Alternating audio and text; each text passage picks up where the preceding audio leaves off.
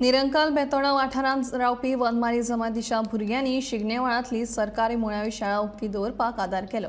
वानरमारी जमातींची सुमार 19 भुरगीं आनी शिगनेवाळची 8 भुरगीं मेळून वट्ट 27 भुरगीं ह्या शाळेत शिकतात। शाळेत एकूच शिक्षिका आसून आनीक एका शिक्षकाची नियुक्ती करची अशी मागणी पालकांनी केल्या। वनमारी जमातींतल्या भुरग्यांनी शिक्षणाची आवड दाखयल्या म्हणून फुडाराक हे जमातीचे बरे दीस येतले असो अदमास आसा।